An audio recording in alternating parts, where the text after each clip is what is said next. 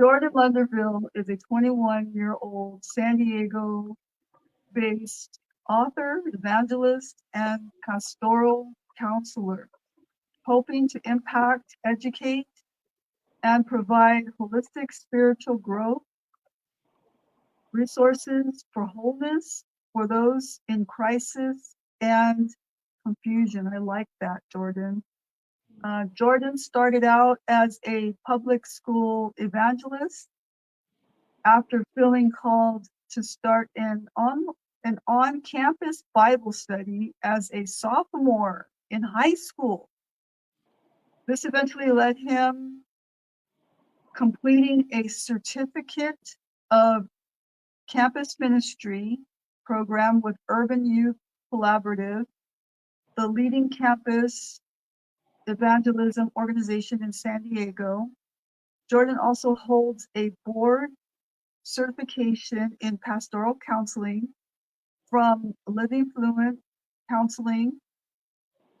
And nowadays, Jordan is serving the next generation through writing, speaking, coaching, and has a burning passion and vision to see young people find and follow Jesus. Yes, Jordan, that is awesome. Thank you. That's like my very pretty self-biography right there. I made it sound stuff, but I'm not all that interesting. Yeah, I mean, I think that you are interesting, and I think that, what you're doing, all the things that I've seen you do online and things, are absolutely amazing. And I'm really happy that, that there are people out there that are wanting to mentor young people, young or old or whoever, because I think we need more of that. But I want to know a little bit. Let's start from like kind of like the beginning. Like where did all this come from? Like, are your parents Christians, or like, do they go to church or anything? How did you come about knowing Christ and then going into doing something on campus? Yeah, thanks for that, and thanks again for having me on here. It's great to be here. So I do come from a family of ministry, different ministers, like for uncles and grandparents, and my parents. My dad had a church at one point too, and just like a massive brain for theology and all things scripture. And so I think I had the typical case of a kid who grows up in a Christian or in a minister's home and doesn't really have the true revelation personally. And so I had all of the head knowledge of, I had all the books of the Bible memorized and I knew, the Ten Commandments, but I didn't have personal revelation because I hadn't encountered Jesus for myself. And so I had actually kind of grown to resent Christianity because, um, like, we had a unique situation growing up because my dad was like hired to teach theology at a church very close to our home, but we had a home church that was separate from that church. And so I would my Sundays, as a probably, I think I was probably like 8 to 15 or so, was, getting up early, heading to our church service of our home church, and then immediately after that, heading to my dad's class, which was a 2-hour theology class, which was well beyond my depth. And so it's just like very confusing to me. It didn't make a lot of sense. And it wasn't until I was a bad kid. Like I got pretty much kicked out of middle school. Like my parents had to take me out, and I was just like very mischievous, and I was experimenting. There's nothing wrong with that.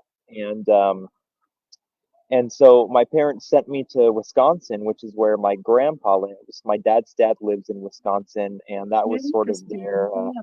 yeah, it was going to be their way to set me straight, because my grandpa's very disciplinary, very old school. And at the time he had a church out there. And Yeah. so, he would preach and, we would do our devotionals every morning, like very devoted, family and man of God. And something about being over there, probably being, away from my friends and from all the technology, I just like encountered God for myself.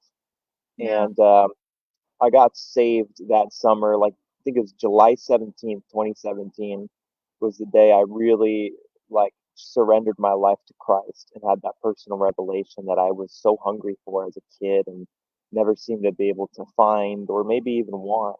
Mhm. And so that's sort of the view from 30,000 feet of my story. And now I live to do the same thing for my 14-year-old self that I did, or that someone did for me when I got saved. So that's what's led me up to what I'm doing now. Wow. That's an interesting story.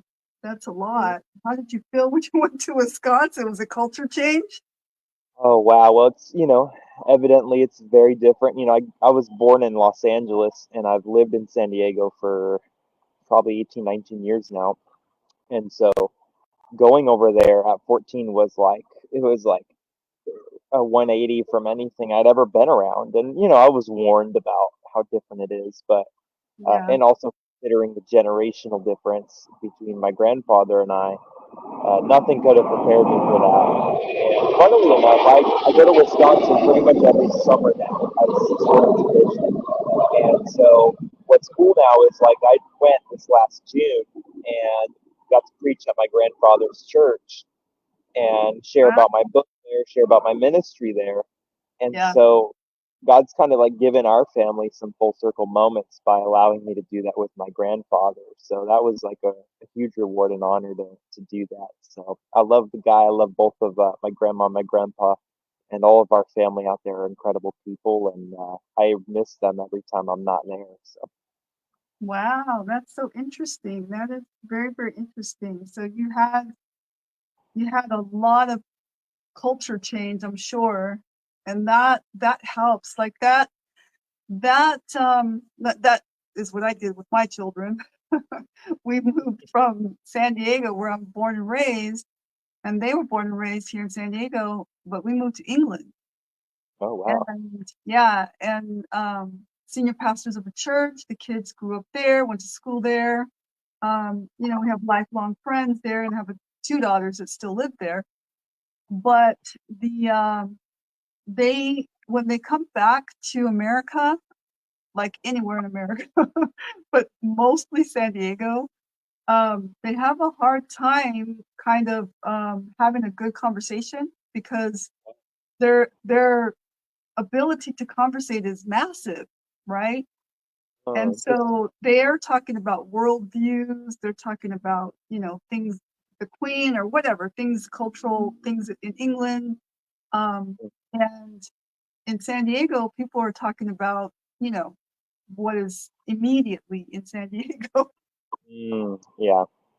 I don't know if you felt that as well, going like, you know, having that kind of little, but I think that it's good to have that diversity. Yeah. Yeah. I think what I've encountered is, and just in my experience, is I think there's a hunger in my generation for something a more philosophical approach. And so I don't know if you're familiar with the online influencer named Andrew Tate, but Mhm. last year he was, I think, the number three most Googled person in the world, and he's sort of become like a online Gen Z male masculine guru. And if you were to look at the political sphere, not for me to endorse political side here, but there's a hunger in my generation, especially among men, for a more clear, a more inspiring, and just an approach that's going to be more authentic to the needs of our generation. Mhm. And so I think there's a deep need across the board, in Gen Z specifically, for leaders to rise up who are going to say it like it is. There's sort of like this return culturally and in the church, I think, as well, Mhm. to let's have honest conversations. Let's not find workarounds and like create safe spaces for people. I think my generation is prioritizing honesty over comfort. I agree. And I agree. Yeah. we are very much in search of the truth, even if it's not the objective truth. We want to find a truth that fits, a truth that we can hold to and have values for. And Mm, that's where I think the church and like people like myself and other Christian leaders have the opportunity to meet the moment right now, is to meet people in that space and say, hey, you don't have to go look up to Andrew Tate, who uses questionable methods to make money and get famous. Like, where are the points that we can meet the next generation in the church with biblical values and principles so that they feel connected to our church in a very, very meaningful way. And last thing I'd say about that is I can speak for young men and say that a lot of young men that I talk to and am around don't have a space to meaningfully connect in the church, because wow. a lot of churches have become very much so seeker sensitive and not missional. And Mm, so maybe you've observed this, but I think the approach for so long was, let's just get as many people in as possible. mm, We'll soften our theology a little bit. We'll create a cool banner. We'll give them a free coffee for the first time and create this very padded, soft experience. mm. And again, in our generation, we're not really looking for that. I think we would rather be told the truth, even if it's inconvenient.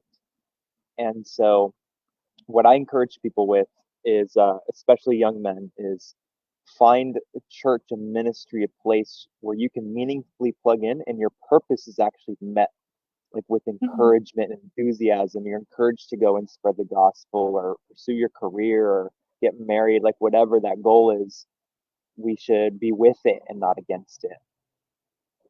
Wow, that's very interesting. That is, yeah, and I'm glad you put that out there because when I came back from living in England, and visited several different churches and stuff, which I absolutely love the churches, all of them that I visited. But you can see kind of that um, a little bit, Um, uh, but I don't want to say too much about that because I love those churches. Of But course, yeah, yeah, I can see a little bit of that in there, and there were other churches that I visited. They were even more so, in that direction. But I'm real like that old school Pentecostal kind of, yeah, you say it like it is kind of thing. And but even me, I have to like kind of like be careful and kind of uh be up to par with what culture is saying, yeah, and have the wording correct and things like that. Because of that age difference, we spoke way differently, when I was your age. mm, interesting. Yeah. So it is a kind of a learning process, and that's why I'm always, that's why I'm online at my age. That's why I'm, doing the things that I do. I want to learn. I want to, progress. I want to know what's in the now. I want to know, um, what are people saying? What are the youth believing? Well, my kids are all grown now, but I have grandkids. They're growing up. What are they going to be into and things? My grandson is on YouTube already. Yeah. Wow, Very how old is he? artistic. He's only 7, Oh, wow, that's a tough one. Very tough. but Yeah. he creates like a stick figure movie is what he does. Oh, wow, that's cool. Yeah. So it's interesting, but yeah, I'm glad that you brought that up. I think we want to, I mean, I want to, and I know that there are others like me that want to understand. What would you Mhm. say would be the most important thing for us to do, maybe at my age? I don't want to say my age, but I keep saying my age, but I'm not going to say it right here. Um, but what would you say would be the most important thing for us to do in trying to understand? Yeah, I had sort of a mini debate, if you want to call it. I tend to be on the more like let's figure out our issues and not avoid them side. Um, so I don't mind confrontation or hard conversations. And I was having a hard conversation with my grandfather and my uncle on my dad's side when I was over there because they have some probably more than anything cultural differences, and those seep into the church cultural differences as Yeah. well. And Hmm. so, if a kid who's 15 years old shows up to their church wearing a hat, they will be pulled aside and lectured for that. Oh, And yeah. there's just different things in not only Midwestern culture, but just in the church culture over there that are sort of no-nos, and you're sort of expected to just know. And and so one of the conversations I was having with them was surrounding the LGBT issue. And the problem is we have preached hellfire and brimstone for so long that Yeah. not only does the world know our approach, but they don't want to hear our approach anymore as far as it's that approach. Mhm. And so what I challenged my uncle with, respectfully, I challenged him with just to think about was, is there a reason the young people are not knocking down the doors of the church to get in and sit in our service right now?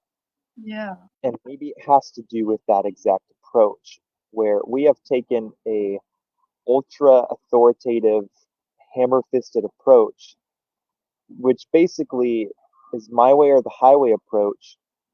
And while our truth is correct, while our biblical worldview is correct, the way we've gone about trying to adhere people to that is incorrect. Yeah.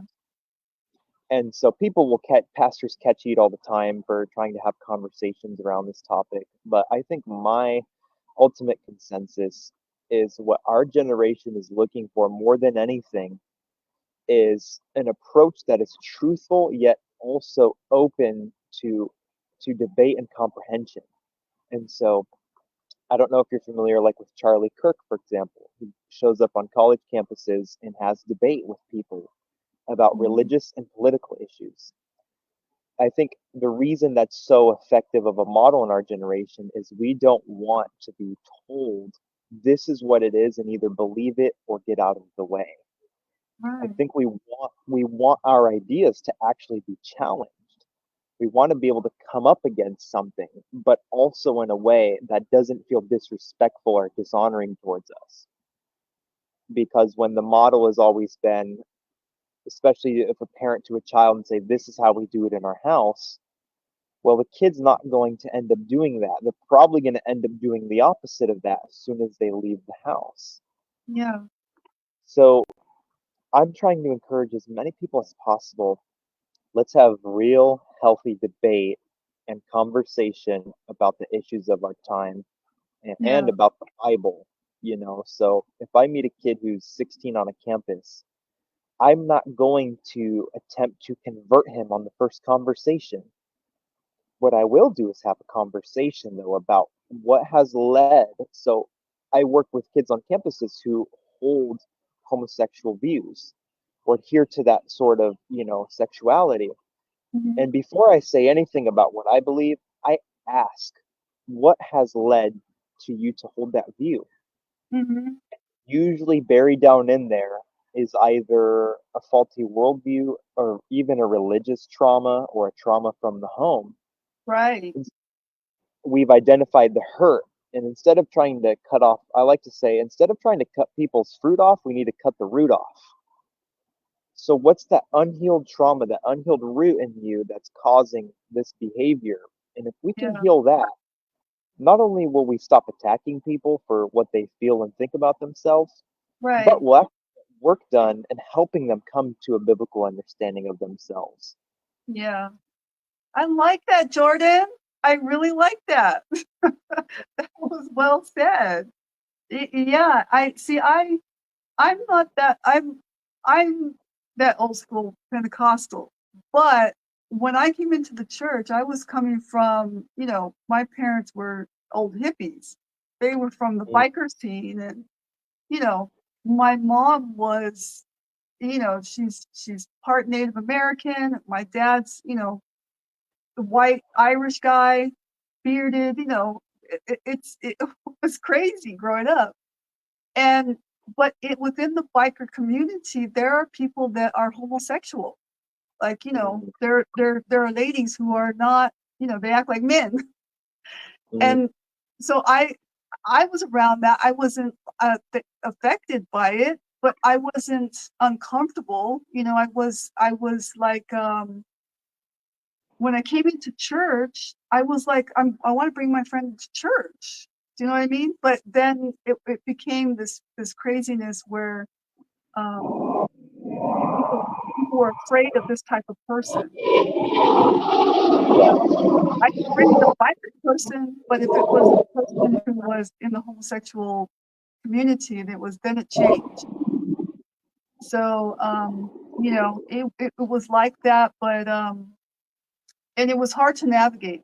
It was hard to navigate that. Yeah. And a lot of damage and hurt was caused back in those days, I think. And I think that, I know that there's a lot of church leaders that are my age that we want you to tell us. We want to also understand. We want to know, what you're feeling, how, because you're in the culture.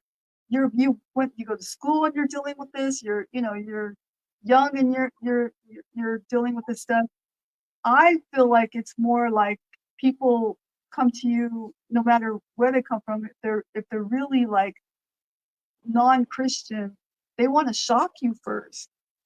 Like I've sat in like where the kids are into ska music and stuff, right? I've got uh relatives, nieces and nephews and stuff all over Barrio Logan that live down there, and a lot of times they have these massive parties where there's a bunch of Mm. ska punk kids. They had a band back there, and I went back there, to see what was going on and stuff, and got to know a lot of the kids, sat with them, had conversations, and I think the first thing they wanted to do was kind of like shock me. Yeah. Um, yeah, and then, once we got past that, it was more of like, you know, uh, and it wasn't just in one setting. It was a couple of different parties that they had, and the the conversations led to, what do they believe? Where do they see their future going? And Yeah. so, they really opened up. They really opened up, and a lot of those kids they accepted Jesus. Maybe changed their lifestyle yet, but they accepted Jesus. And quite a few of them actually died. One died in a motorcycle accident, Wow. another, overdosed. It was, just a lot of different situations. Um, but it was, I think the biggest thing that hit me was getting past them wanting to shock me. Yeah. Yeah, that makes a lot of sense. I think I heard it recently that the most common person that a child is actually their or the parent that they're most comfortable with. And it seems paradoxical that a child would attack the person taking care of them the most. And so for most young kids, it's their mother that they feel the most safe to be verbally or physically aggressive with. And I think that trait of human nature actually translates to churches and church leaders as well. And so sometimes the hardest attack and the hardest rebuttal is coming from people who are trying to see if we're safe with their extreme emotions. And That's so, a good point. I really like that point. yeah, so, the role of a parent early in the life of a child is to regulate their emotions. And so when I was growing up, my parents served as lids to say, this is not a point that we go past as a family. And Hmm. so if I decided I wanted to live a certain lifestyle that was out of alignment, I wasn't going to be able to do that as long as that box of safety was there. Hmm. And now that I've translated more into the church sphere and I'm working with younger kids, they will throw these sort of jabs in to see how much I am willing to stomach. Yeah. because they want to know if I'm real or not. And you don't know if it's real until it's been tested.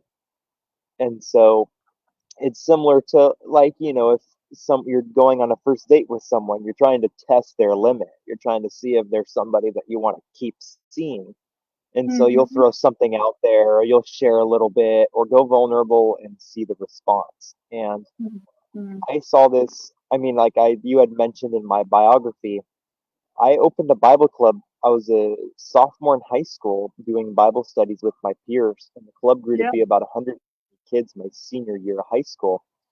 And I would constantly, because I became the Bible club kid at school, because there was a tenth of the school would go to the club. It was the Yeah. largest club on the campus, and so Wow. inevitably I had classes with people who knew the work I was doing, and or people that would actually attend the club. And I would get these, like, I would get these questions and things from, like, out of nowhere about, well, like, Jordan, you're like the Bible guy, so what does the Bible say, about having sex before marriage? Or what does the Bible say about, this and that? And I realized this was not an attack, it was an opportunity. And a lot of leaders see opportunities as attacks, and instead of answering the question, we become defensive out of fear. And I had to learn to be ready for any and every question.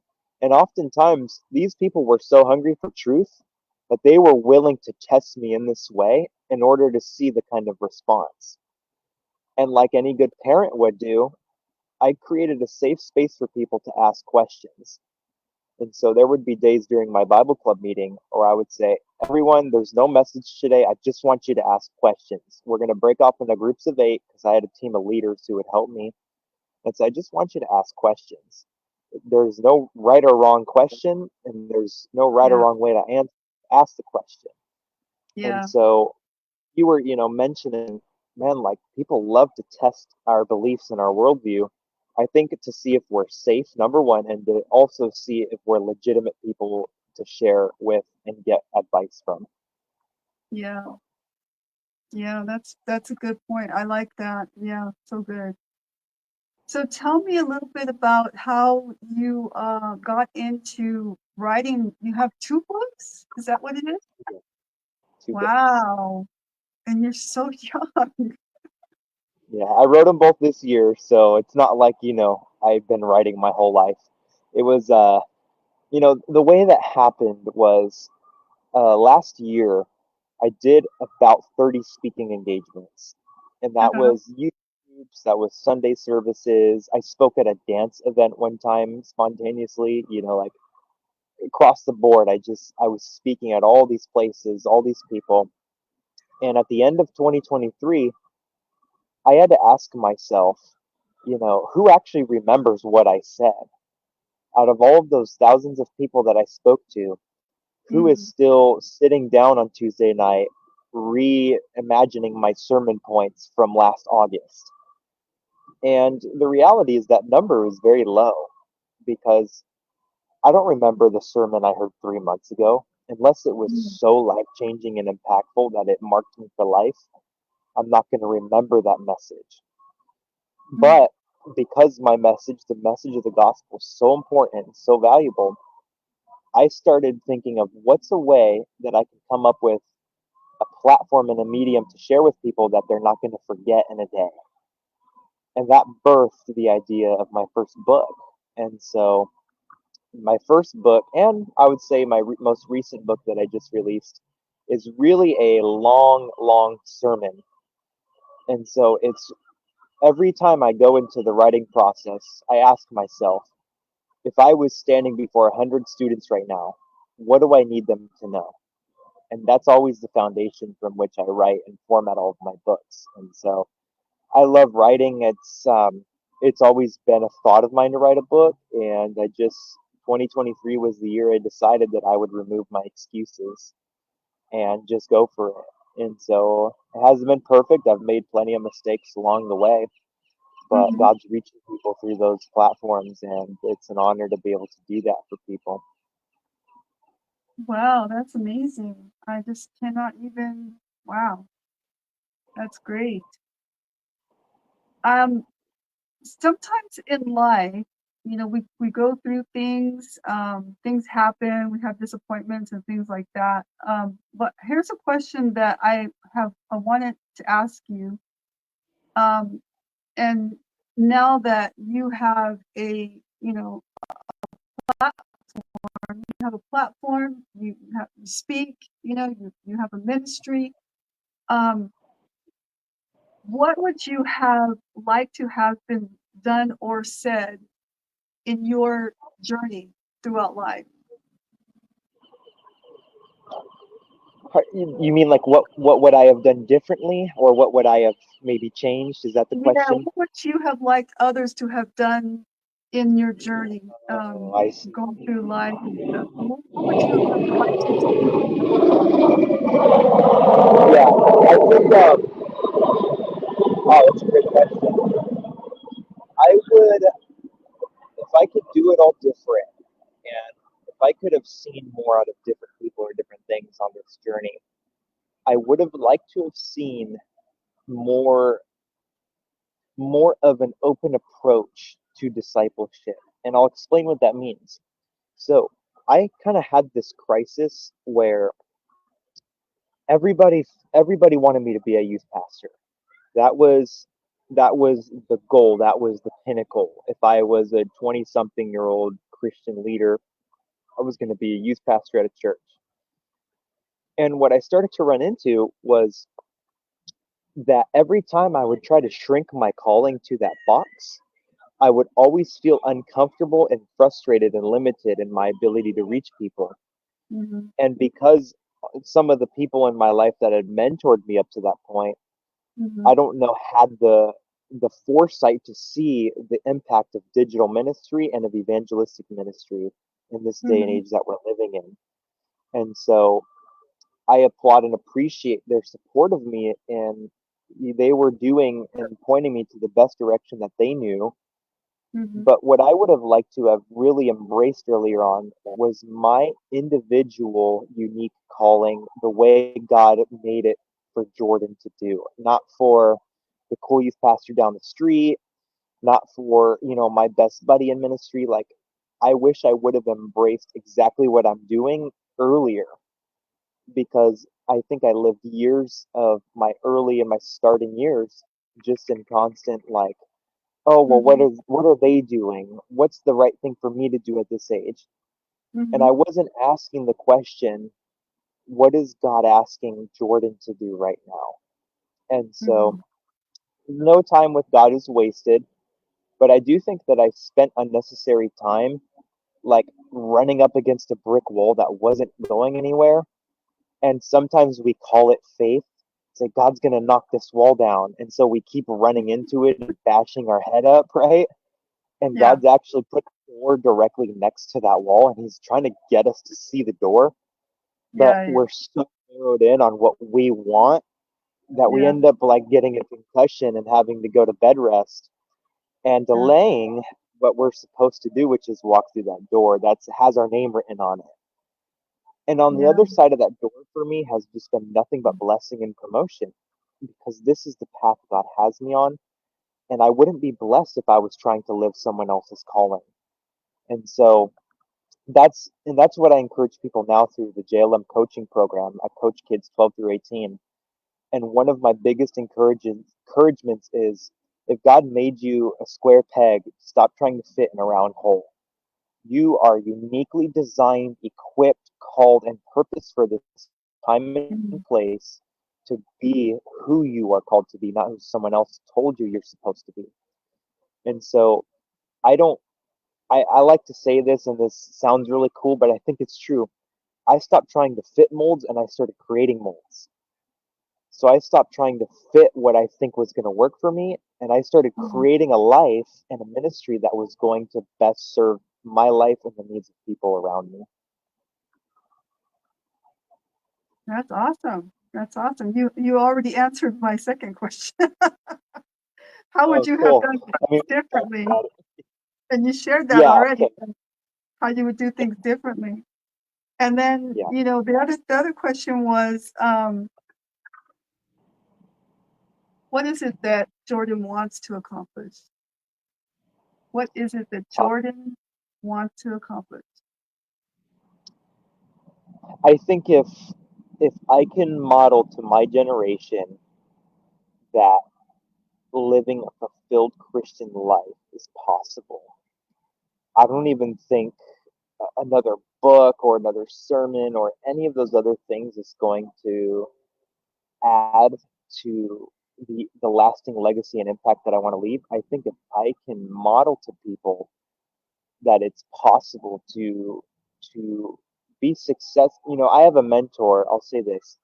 I have a mentor who sat me down one day and he said, "Jordan, you've been so focused on being a priest that you haven't embraced what it means to be a king."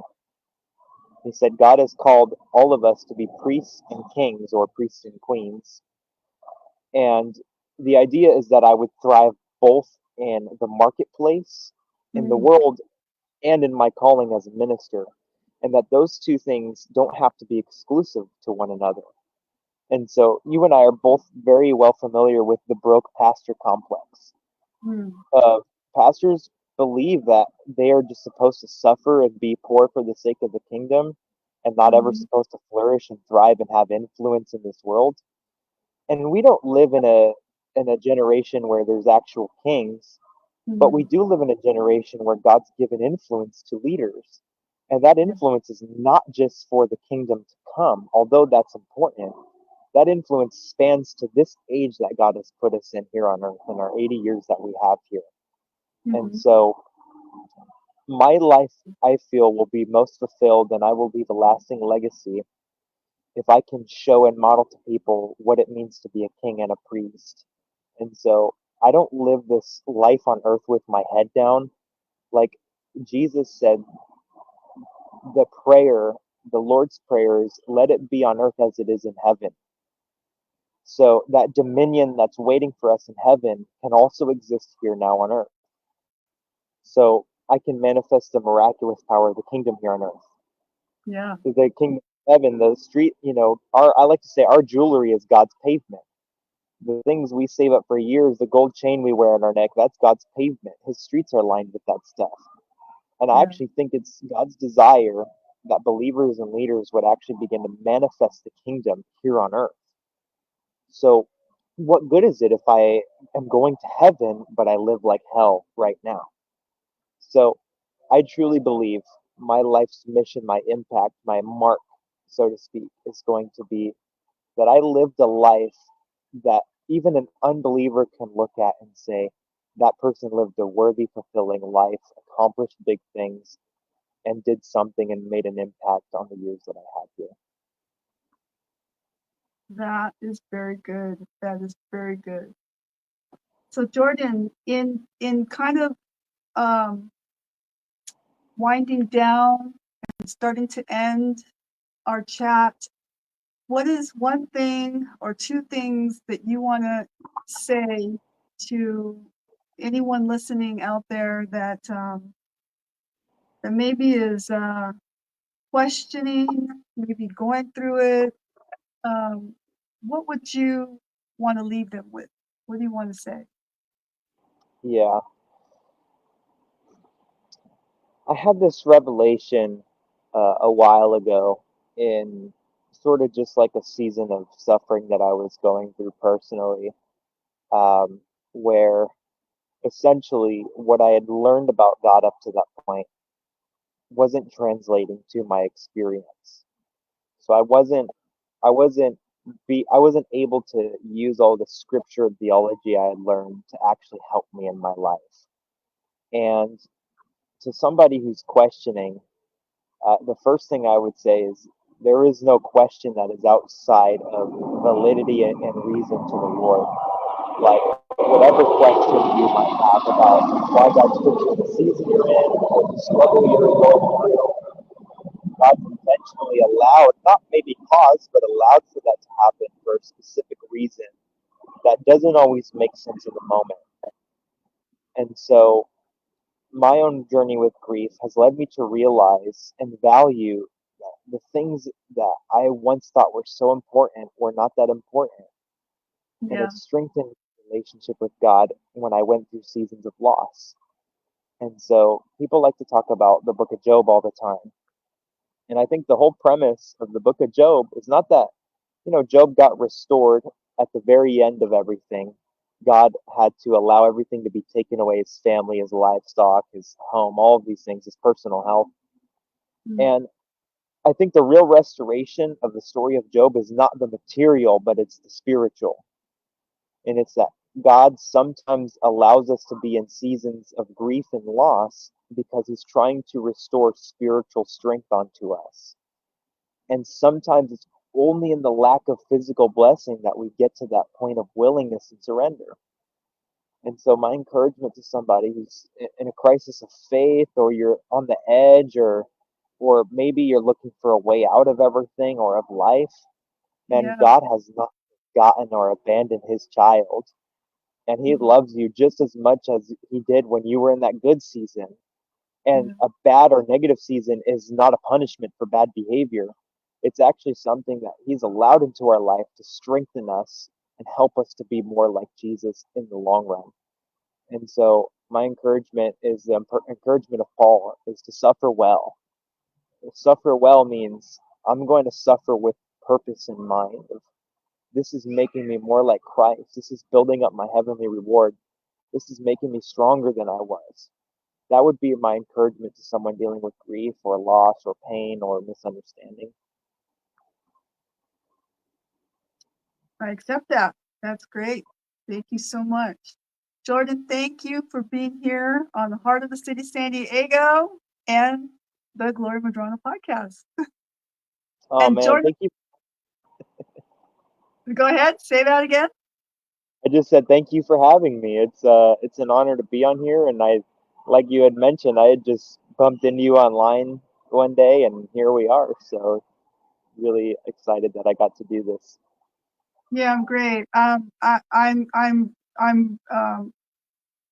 very happy about that, and I want to send you some. I want to send you a message after we get off because give you some information about someone that I know who's going to be in town from England. And they are kind of similar to what you want to go into. And you might know them, but you might be interested in attending this event. So I'll send you over that information. You guys, all of you who are listening, you can find all the information about Jordan by following Jordan. But I also put in all of his information on the YouTube description. So you can go there and find his information, his phone number, and everything there. So Jordan, thanks again, and I'll see you on the other side. Sounds good. It was nice. I'm glad everyone got to be on here. If you got the chance to join, thank you for watching, and thank you, Gloria, for having me. It was a huge honor, and I'm excited to hear all the stories about how this helped someone today. Amen. Thank you so much. Bye, guys. See you later.